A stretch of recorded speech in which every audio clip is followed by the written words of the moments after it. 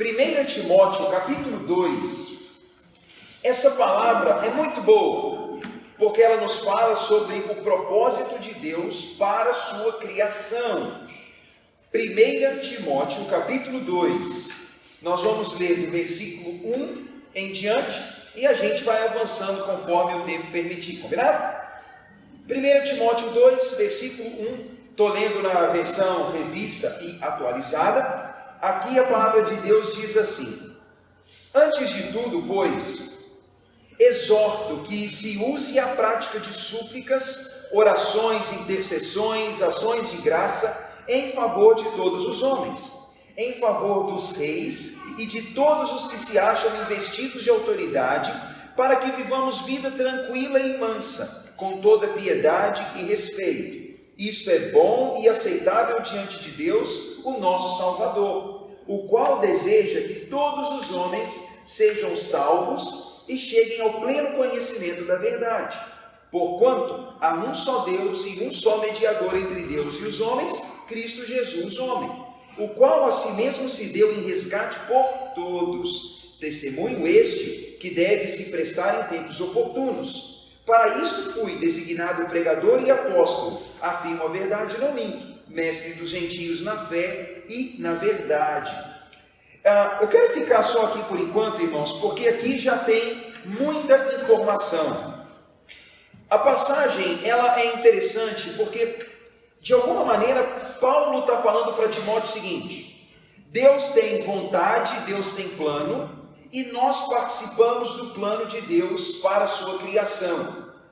Não na medida em que nós salvamos alguém, ou na medida em que nós, fazemos o que parece fora do nosso alcance, mas nós participamos do que Deus faz.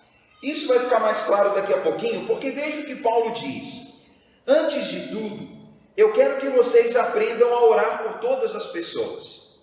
É engraçado que Paulo usa a expressão súplica, oração, intercessão e ação de graças em favor de todos os homens. Paulo entende de um modo muito intenso, ele vai dizer para Timóteo assim: Timóteo, te deixei na cidade de Éfeso para trabalhar numa igreja problemática, e você está diante de uma realidade difícil para você, meu irmão, mas olha, antes de tudo, ore em favor de todos os homens. É engraçado, é que Paulo não só falou para Timóteo suplicar, orar, interceder e agradecer, mas ele disse para fazer isso em favor dos homens. Não é orar para os homens, mas orar em benefício dos homens. A palavra súplica, ela fala sobre uma oração constante e insistente, algo do qual você se lembra e naquilo em que você carrega contigo durante o tempo. Oração, às vezes, ela é uma coisa de momento, mas aquele que suplica é aquele que implora regularmente. Ele fala sobre orar, que é o diálogo com Deus. Ele fala sobre interceder. Interceder quando eu oro em favor de outra pessoa, ou de alguma causa, ou de algo que está fora de mim. E ele fala também, se lembre de orar e em gratidão em favor de todos os homens. Meus irmãos, a gente deveria orar por todas as pessoas, é um fato. Não apenas por nós, pessoalmente, ou pelos da nossa casa, mas de alguma maneira nossas orações precisam ir além de nós mesmos. E é engraçado é que Paulo fala para Timóteo o seguinte: Timóteo, ore até mesmo pelos reis e pelos que têm autoridade, para que nós tenhamos um benefício na vida. Olha que interessante, irmãos, orar por reis e autoridades, naquela época não significava orar por pessoas de boa índole. Se você conhece um pouco da história, você vai perceber que mais ou menos nesse ano aqui, está no governo um imperador como Nero, ou reis, linhagens de reis muito ruins, homens que não são bons. E Paulo fala a Timóteo: ore até mesmo pelos reis, por aqueles que têm autoridade, visando a nossa vida, para que tenhamos vida mansa e tranquila. Bem, olha como essa palavra é curiosa.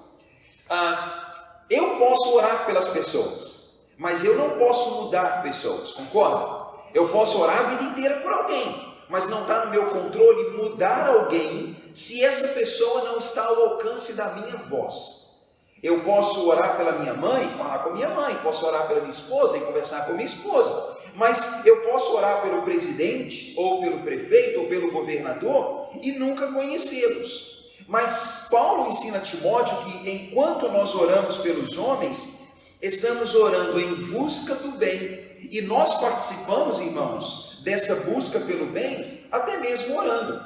Eu não tenho garantias de que o presidente vai ser bom, de que o prefeito vai ser bom, como, sei lá, os cristãos daquele tempo não tiveram reis bons. Mas olha, não faz diferença. Nós oramos para que tenhamos vida tranquila e mansa, vivendo com piedade e respeito. Eu acho legal nessa passagem, é uma coisa que passa pela minha cabeça, que quando Paulo fala sobre orar pelos reis, para que nós tenhamos vida tranquila e mansa, não há garantias disso. Concorda comigo, irmãos?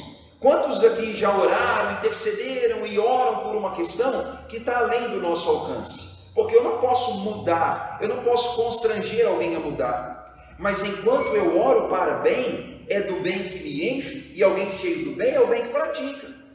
Se alguém ora para bem, para benefício, irmãos, é isso que a gente semeia. E é isso que eu semeio no sentido de que eu gostaria que o bem estivesse lá nos poderes mais altos do Brasil ou da nossa cidade, mas enquanto eu oro pelo bem nesses lugares, é o bem que estou procurando, é do bem que estou cheio, é o bem que eu estou semeando e é o bem que está predominando minha vida. É engraçado que alguns líderes e mestres, eles pregavam revolta, eles pregavam rebelião. Nem todos os mestres diriam assim, ore pelo bem dos reis. Eles diriam, ao invés de orar pelo rei, rapaz, vai e mata o rei. Não é melhor assim? Essa era a cultura de algumas épocas. Mas quando a gente chega no Novo Testamento, a mentalidade não é essa. Até porque, irmãos, sejamos honestos, as nossas iniciativas de tentar atacar, sei lá, o rei, por exemplo, imagine, os cristãos, por mais decepcionados que estivessem com o imperador romano Nero e tentassem matá-lo, não conseguiriam. Esses homens estão fora do nosso alcance, por alguma razão. Bem, o que está no nosso alcance é o que Paulo diz, ore em favor de todos os homens, ore também por aqueles que estão bem fora do seu alcance nesse momento, para que eles tenham capacidade, de modo que a gente tenha uma vida tranquila e mansa, uma vida de piedade e de respeito. Meu apelo, irmãos, para nós enquanto igreja, é que não escape das nossas orações nenhuma pessoa ou nenhum nível de pessoas. Às vezes a nossa tendência mais natural é orar por nós e pelas nossas necessidades mais urgentes, não é assim? Aí eu falo, lá em casa eu tenho tanto problema que todas as minhas orações só ficam lá para casa, porque lá é muito problema, né? Mas olha, quando eu oro por alguém, quando eu me lembro de alguém, significa que eu me envolvo com esse alguém. Significa que eu estou olhando para além de mim mesmo. Às vezes, quando alguém fala assim, ô Tiago, eu lembrei, rapaz, estava orando por você lá em casa. Isso, alguém podia dizer, mas o que adianta esse cara orar para mim? Às vezes, parece pouco orar para mim, mas se alguém falasse, olha, eu te amaldiçoo, isso me afeta, né? Assim, alguém dizer que fez o bem para mim, às vezes parece banal. Mas se alguém falasse que fez o mal para mim, isso me assustaria. Mas pense, ignore esse aspecto aí bobo. E pense assim, alguém dizer, estava orando, lembrei de você. Você fala, ei, esse cara lembrou de mim, essa pessoa lembrou de mim. Olha, essa pessoa, eu passei pela mente dessa pessoa. Irmãos, cá entre nós, todo mundo levanta da cama e tem um dia cheio, e não está na nossa lista de obrigações, teoricamente, já que o nosso dia, nossa vida é cheia, lembrar de ninguém não, concorda? Teoricamente, você fala, eu lembrei de você, meu. Né? Você fala, olha que legal, isso significa que você está no meu pensamento, significa que algo que eu sei de você, que você falou para mim, eu me lembrei. Você falou, Tiago, agora para mim, meu irmão, vou fazer tal coisa. E eu lembro, falou, irmão, lembrei de orar por você naquilo. Isso é sinal de que eu me importo. E isso é sinal de que eu busquei o bem. E é sinal de que você está sendo lembrado e que se há um cenário de mundo onde um monte de gente quer o seu mal, tem gente também semeando o bem para você. Se na palavra há a bênção e a maldição, se na palavra há o desencorajamento e o encorajamento, imagine, se a gente às vezes está lidando com gente que só nos joga para baixo, que só te desanima, que só te dá má notícia, alguém dizer, olha, eu estava orando, lembrei de você, meu irmão. Isso é uma maneira de dizer, olha, estou te jogando para cima. Orar, irmãos, é uma prática essencial, não só pelos resultados que se buscam, mas pela condição que se cria. Pensa nisso. Orar, às vezes, tem muito a ver com resultado. A gente ora pensando no resultado. E as igrejas se apropriam muito dessa ideia para dizer que é algo assim, é uma operação sem falha, que é só orar que acontece. E às vezes não acontece, ou às vezes não acontece agora, ou às vezes não acontece como planejei. Mas se a gente orasse, não só pensando no resultado, mas pensando na prática, pensando no benefício da oração, pensando na humildade que a oração produz, pensando no descanso que orar traz, ou pensando até mesmo na confiança que faz crescer. Se cada vez que eu oro pedindo alguma coisa, eu pensasse assim, bem, é claro que quem pede algo, pede querendo ganhar, concorda? Mas se ao invés de ficar pensando assim, só quero ganhar, ignorando o bem que está acontecendo aqui, eu tenho alguém para falar, eu tenho alguém em quem confio. Quando eu falo, eu apresento uma questão e quando coloco para fora, descanso. Coloquei essa demanda na mão de alguém mais capaz que eu, porque se ele não fosse mais capaz, eu não oraria. E eu descubro que não sou totalmente capaz, porque se fosse não pediria para ninguém. Então, olha todo o benefício que tem nisso e agora eu posso descansar. Se vai acontecer ou não, isso não está no meu controle e eu posso apenas descansar. Irmãos, por isso que nós oramos a Deus, é por isso que oramos em favor das pessoas. Aquele que bate, a porta abre, o que pede recebe, e é o que João escreve na sua carta. Quando você orar, ore confiando de que vai receber, se é da vontade de Deus, né? E de fato, irmãos, nenhuma oração nossa, ela deveria ser uma oração sem fé e sem confiança. Por vezes, a gente minimiza o poder da oração, muitas vezes a gente até nem ora ou não acredita, e o meu conselho aqui é o seguinte, que a gente ore sabendo que Deus pode fazer aquilo ou mais do que pedimos, mas que nossa oração não seja só uma oração em busca do resultado, mas que a gente possa enxergar que no ambiente da oração tem muita coisa envolvida.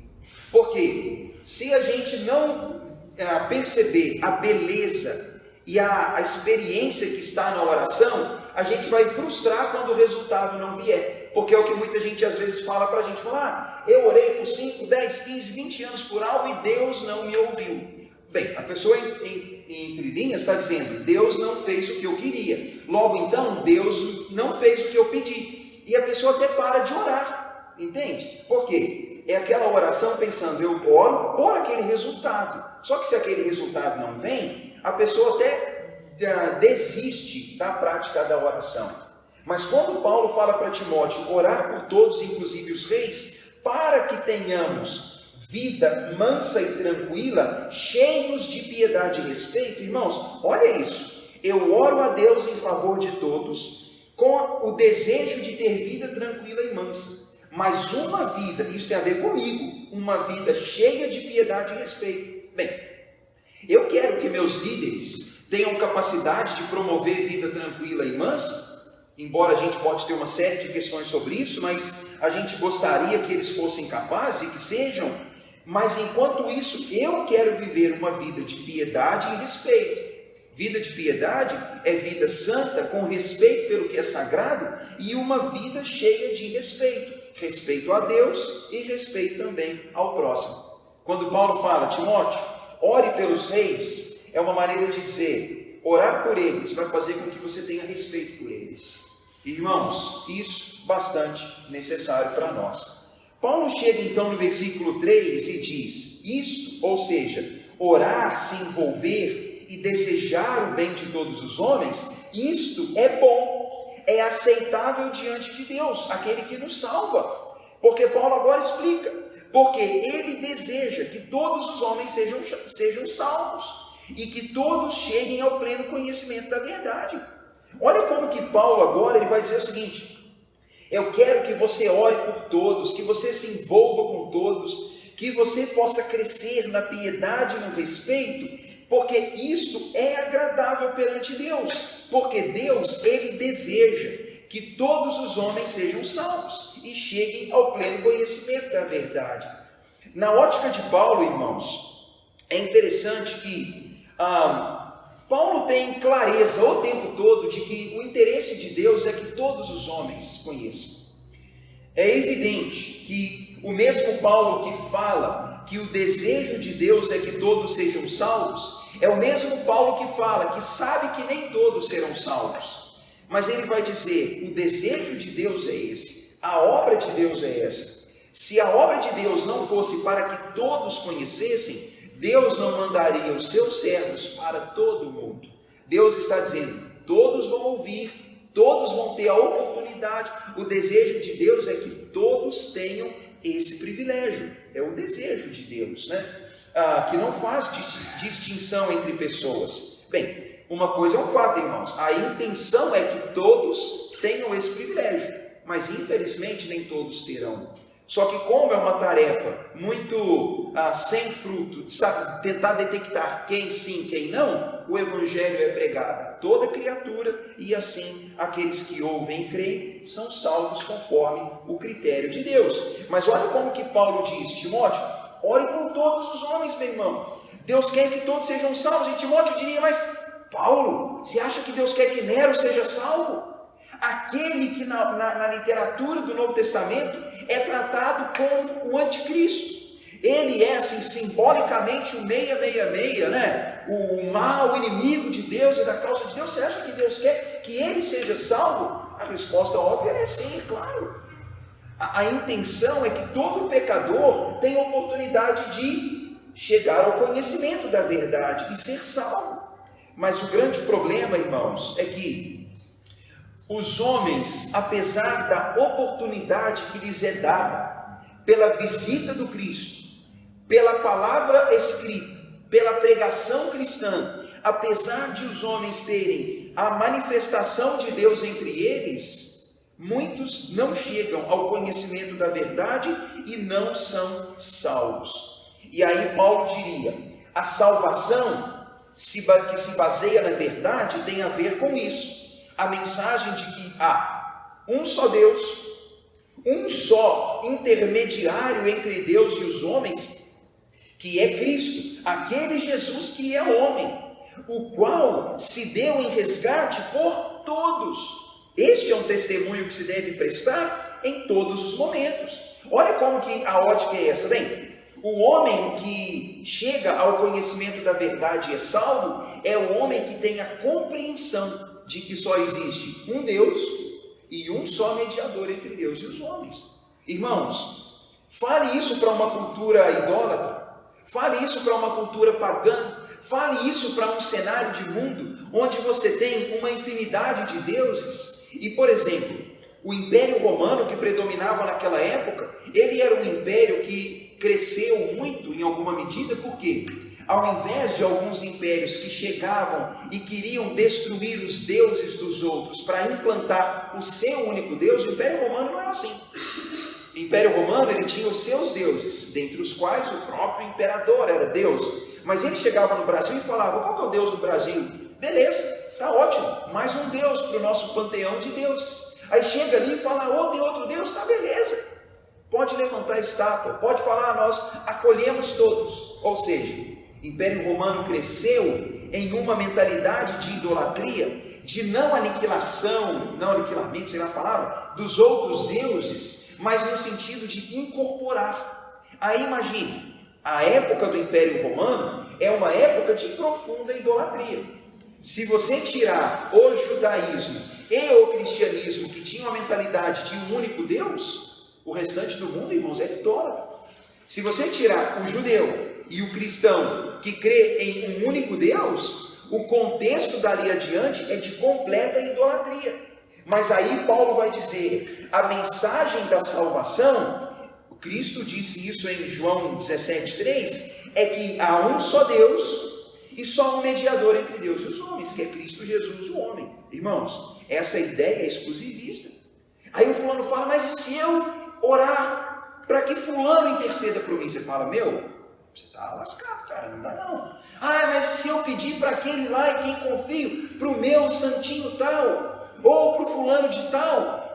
Os escritores bíblicos diriam, não adianta, rapaz, está errado.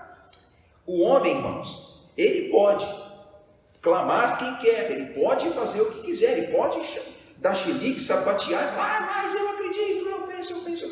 Bem, não adianta nada. Cristo disse, lá em João 17,3, existe um Deus e a salvação se baseia em crer no Deus Pai e no Filho a quem enviou. Você vai em Atos 4, Pedro e João falaram, olha, não há nenhum nome entre a humanidade que você clamaria que seria capaz de te salvar. E Paulo agora, anos depois, ele vai falar a mesma coisa. O conhecimento essencial para a salvação é aquele conhecimento que te coloca perante o Deus Pai por meio do seu Filho, que é o único capaz. Seria como dizer, se você quer chegar no ambiente onde o Pai está, você precisa passar pela porta. E Cristo tem essa porta. Bem, esse, irmãos, é o projeto de Deus. Cristo, ele se deu em resgate por toda a humanidade. Nesse ponto, irmãos, a gente lembra que toda a Bíblia fala isso. Olha, o problema do pecado, o problema da rebelião humana é um problema cósmico, problema assim, de âmbito universal. Quando a gente olha para o mundo hoje, a gente geralmente fala assim de Jesus salvando, redimindo, a gente às vezes fala sobre o homem. Mas veja, Paulo falou para os romanos que a criação inteira geme, suporta angústias, esperando a resolução de todo o problema que trouxe essa enfermidade para a criação inteira. O evento de Gênesis, que foi o fracasso da humanidade, foi um evento que afetou o homem, mas a criação e o mundo como um todo. E a salvação que Cristo traz é uma salvação que alcança tudo, toda a criação. Tanto que, neste exato momento, eu não vejo a criação sendo redimida, mas a promessa bíblica é que no dia em que Deus tem em mente que Cristo voltará, onde tudo será feito novo, novo céu e nova terra e novas criaturas surgirão. É interessante que vai dizer que o corpo humano, corruptível e imortal, será incorruptível e imortal, ou seja, o homem será novo. Mas João viu que a criação é nova, porque a redenção de Deus, a salvação de Deus, ela é uma salvação cósmica nesse sentido, que tem a ver com tudo. Bem, veja aqui, irmãos, o objetivo de Paulo é, ore por todos, porque Deus tem um amor por todos. Deus tem um mesmo desejo por todos. Ele se deu em resgate por todos, e é um testemunho que se deve prestar para todos. Esse é o plano. A pergunta que volta é, será que todos conhecerão? Será que todos serão salvos? A resposta é não. Mas em nenhum momento a gente deveria pensar que o que Deus faz não é para todos, porque a ótica bíblica é clara nesse ponto. Então, irmãos, pensem comigo. Paulo diz, foi para isso que eu fui designado pregador e enviado. Eu não minto quando digo isso. Fui chamado como mestre dos povos na fé e na verdade.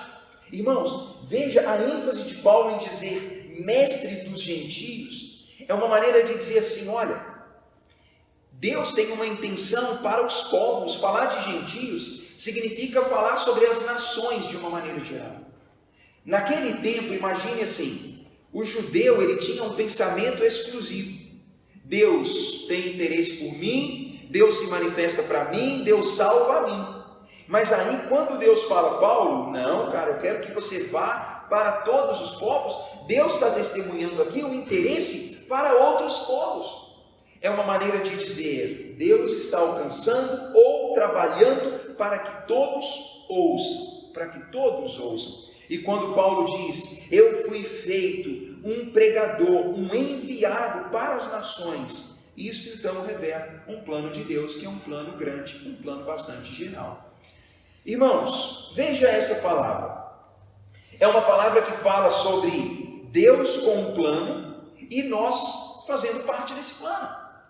Bem, eu não posso salvar ninguém, não posso intermediar ninguém a Deus, mas eu posso orar por elas, posso falar do conhecimento para elas, eu posso ir a elas e falar com elas qual é o sentimento de Deus pela sua criação. Eu posso me envolver tendo piedade e respeito a Deus e também aos homens. É bom e agradável aos olhos de Deus, irmãos, que nós nos envolvamos com sua criação. E eu repito, imagine essa palavra em um contexto idólatra, em um contexto revoltoso. Irmãos, as revoltas cresceram. Isso aqui é ano 64, ano 70. A situação de guerra e rebelião ficou tão extrema que o Império Romano, o seu general Tito, invade Jerusalém, mata centenas de milhares de pessoas em um período de 200 anos, dos 66 até os anos 100 e alguma coisa, arrebenta mesmo com o povo judaico e destrói Jerusalém, destrói os muros da cidade, destrói tudo. Cercou lugares por meses ou anos, deixando o povo passar fome, o povo se comer lá e padecer. Naquele momento, o espírito de rebelião, ele já crescia naqueles ambientes, não em Timóteo, e não necessariamente em todos, mas sempre teve essa mentalidade. E aí Paulo diz: ô Timóteo, você está na cidade de Éfeso. Éfeso não é cidade de judeus, Éfeso é cidade de gregos e romanos. Mas aí o cristianismo se espalha. O cristianismo precisa se espalhar em toda parte como uma mensagem pacífica, uma mensagem transformadora. Mas a transformação se dá como? Essa é a grande pergunta, irmãos. A transformação se dá pela espada? Se dá pela guerra? Lembre-se, irmãos, toda revolução ela começa com um bom ideal, mas rapidamente perde aquele bom ideal. Reforma protestante. Aqueles que vieram na sequência de Martinho Lutero, alguns deles acharam que a reforma tinha que ser pela espada. Veja, olha que interessante. Lutero, 1517, ele tem um problema com a religião da ocasião, porque a religião ela vende o favor de Deus e ela não é fiel às Escrituras. Ele então promove uma reforma que na verdade seria um retorno à palavra e ao culto verdadeiro a Deus. Aí alguns vêm na sequência e falam: não, esse negócio está muito pacífico, a gente precisa de uma ação mais intensa. Aí vem uma galera e fala: não, o jeito é pegar e matar os hereges, é falar: meu, você quer ou não quer? Você não quer, então você está morto. Aí olha só, o espírito de revolta, de rebelião, ele tende a acompanhar até mesmo a iniciativa da fé. Mas Paulo diz: ore pelas pessoas, se envolva com as pessoas. Deus não quer que cabeças sejam cortadas, Deus quer pessoas salvas. Irmãos, esse é o plano. Às vezes, ao invés de a gente pensar assim: vamos tramar um plano para matar o presidente, a gente podia traçar um plano para evangelizar o presidente, sei lá, sabe? Só que é mais fácil matar, né? A gente fala: ele merece morrer, né? Assim que todo mundo pensa. Então, a gente acaba indo para esse caminho. Mas pense, o plano é esse. Deus está engajado com a salvação da humanidade. Aí, irmãos, pense, a gente vai sair daqui pensando: vamos orar para que isso aconteça. Se não acontecer, irmãos, a gente entende o seguinte: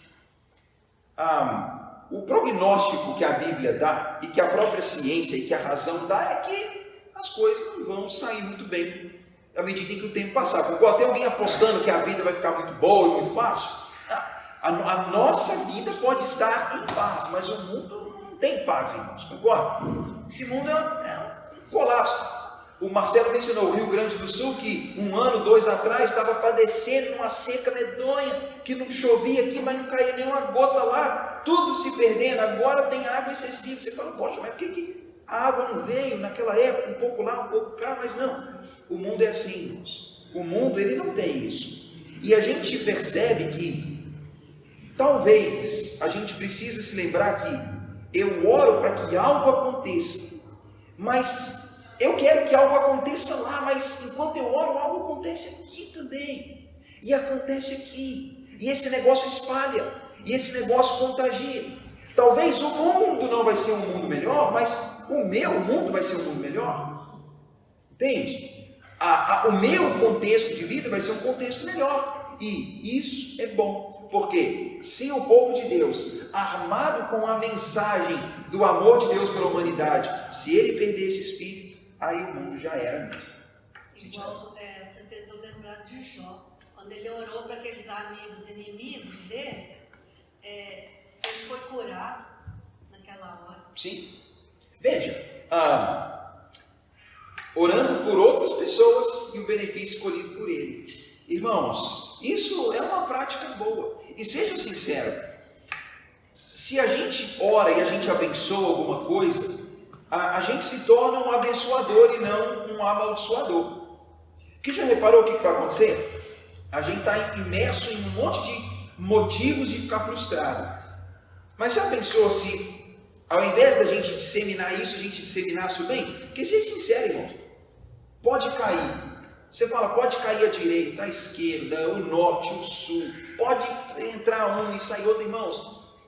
Isso não vai jamais mudar o país, sabe? A verdade é que os governos se alternam, as ideologias se alternam, às vezes até a própria religião, irmãos, lembra? Quando a religião predominava no mundo, era chamado de idade das trevas. Olha só, imagine, você fala, não, mas era a religião que predominava. Irmãos, você fala assim, beleza, vamos tirar todos os governos corruptos e vamos botar lá só crente, só evangélico no Brasil. Eles não estão corrompendo a própria igreja local. Bota lá os pastores, eles que estão devorando o rebanho, vão devorar o país. Quem que você vai colocar lá? Irmãos, o negócio é esse. Tem a ver com a gente mesmo, concorda? Tem a ver com a gente. E eu acho que isso é porque Paulo deu essa ênfase ao rei. Porque nunca foi preciso falar para a igreja, evangelizar o leproso, ou o órfão e a viúva, porque historicamente o cristianismo, os próprios historiadores falavam que não entendiam essa atração estranha que esses tais cristãos tinham pelos pobres e viúvas. Porque o cristianismo sempre avançou nesses ambientes. Mas o cristianismo, irmãos, precisa avançar também para outros níveis, concorda? Só que qual é a nossa decepção? Às vezes, aqueles homens que alcançam aqueles níveis, às vezes não têm aquele coração sensível para o Evangelho, concorda? Às vezes, eles se perdem naquele, sei lá, naquela droga perigosa do poder, do dinheiro e da influência. Eles chegam lá com a mente pervertida. E ao invés de chegar lá e falar assim, opa, estou aqui para fazer uma diferença. Às vezes o cara está ali pensando, estou aqui para estabelecer minha liderança, para levar alguma vantagem. E é engraçado é que quando alguém evangeliza o pobre nada lhe dá. Ele não tem nada para te dar. Mas é quando você vai evangelizar um poderoso, você logo pensa num cargo, ou em uma contrapartida, ou em um privilégio. Acaba que isso afeta a evangelização em alguns níveis. Que é decepcionante, não é, irmão? Que você fala, mas não tem uns pastores lá? Você fala, pô, será que esse cara está lá só querendo esse fruto? Bem, talvez tenha. E deve, irmão, não talvez. Com certeza tem. Deve ter, sei lá, um deputado. Mas, irmãos, imagine, deve ter faxineiro, dono de, sei lá, lavador de carro. Gente em todo segmento infiltrado. E um testemunho que posso dar é que, por exemplo, a gente tem o Daniel, nosso irmão aqui da igreja, que é pastor em Brasília. Ele fala, Tiago, Brasília é um lugar assim que parece um carrossel, né? O povo roda lá, né? É um entra e sai de gente, que vem gente daqui e fica lá numa missão por tantos meses e muitos concursados públicos vão para lá, de lá vão para todo lugar, mas é um lugar que tem muita manifestação religiosa, mas tem muita gente de Deus lá. Gente que chega de outras partes, se converte ali, grandes igrejas ali, pessoas infiltradas. Que eles, irmãos, façam uma diferença lá. Como façam aqui também na nossa prefeitura e em todo segmento, né? Mas o que eu posso fazer é aproveitar todas as oportunidades que tiver e orar por todos esses, para que a vontade de Deus se cumpra. E enquanto eu desejo que ela se cumpra lá, ela muda o nosso mundo aqui.